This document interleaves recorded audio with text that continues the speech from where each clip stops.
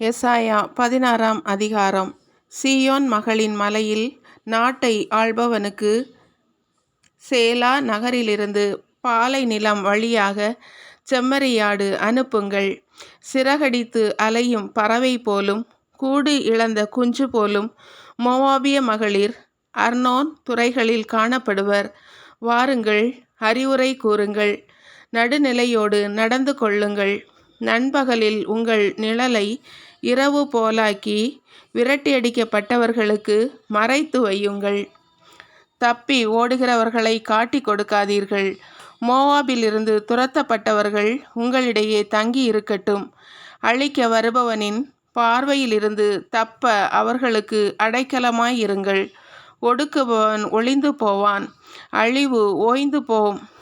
மிதிக்கிறவர்கள் நாட்டில் இல்லாது போவர். அப்பொழுது ஆண்டவர் தம் பேரன்பால் ஒரு அரியணையை அமைப்பார். அதன்மேல் தாவீதின் கூடாரத்தை சார்ந்த ஒருவர் வீற்றிருப்பார். அவர் உண்மையுடன் ஆள்பவர், நீதியை நிலைநாட்டுபவர், நேர்மையானதை செய்ய விரைபவர். மோவாபின் இருமாப்பை பற்றி தாங்கள் கேள்வியுற்றோம். அவன் ஆணவம் பெரிதே. அவன் இருமாப்பையும் ஆணவத்தையும் செருக்கையும் குறித்து கேள்விப்பட்டோம். அவன் தற்புகழ்ச்சிகள் யாவும் பொய்யுரையே. ஆதலால் மோவாபு அழுது புலம்பட்டும், மோவாவுக்காக யாவரும் கதறி அழட்டும்.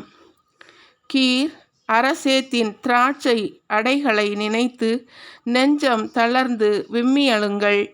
எஸ்போனின் வயல்வெளி நிலங்கள் வாடுகின்றன. மக்களினங்களின் தலைவர்களை விழத்தள்ளி சிபிமாவின் திராட்சை தோட்டத்து கிளைகள் அழிந்துவிட்டன. அவை ஒருபுறம் யாசேரை தொட்டன, பாலை நிலம் வரை படர்ந்திருந்தன. அவற்றின் தளிர்கள் செழிப்புடன் வளர்ந்து கடல் கடந்து படர்ந்து சென்றன. ஆதலால் யாசேருக்காக அழுதது போல் நான் சிபிமாவின் திராட்சை தோட்டத்திற்காக கண்ணீர் விடுகின்றேன். எஸ்போன் எலையாலே உங்களை என் கண்ணீரால் நனைக்கின்றேன். ஏனெனில் உங்கள் கோடை கனிக்காகவும் அறுவடைக்காகவும் எழும் மகிழ்ச்சி ஆரவாரம் அடங்கிவிட்டது. வளமான வயல் நிலங்களிலிருந்து அக்களிப்பும் மகிழ்ச்சியும் அகற்றப்பட்டன. திராட்சை தோட்டங்களில் பாடல்கள் பாடுவோர் யாருமில்லை, ஆரவாரம் எழுப்புவோர் எவருமில்லை. ரசம் எடுப்பதற்கு ஆலையில் திராட்சை கனி பிழிவாருமில்லை. பழம் பிழிவாரின் பூரிப்பும் இல்லாதொழிந்தது. ஆதலால் மோவாபுக்காக என் நெஞ்சமும் கீர் கேரசிற்காக என் இதயமும் வீணையின் நரம்பு போல் துடிக்கின்றது. மோவாபியர் உயரமான தொழுகை மேடுகளில் வழிபாடு செய்து களைத்தும் திருத்தலங்களுக்கு சென்று மன்றாடியும் அவர்களுக்கு ஒன்றும் இயலாமற் போயிற்று. இதுவே கடந்த காலத்தில் மோவாபை குறித்து ஆண்டவர் கூறிய திருவாக்கு. ஆனால் இப்பொழுது ஆண்டவர் கூறுவது, கூலியால் கணக்கிடுவதற்கு ஒப்ப 3 ஆண்டுகளில் மோவாபு நாட்டில் திரளான மக்கள் கூட்டம் இருப்பினும் அதன் மேன்மை அழிவுறும்.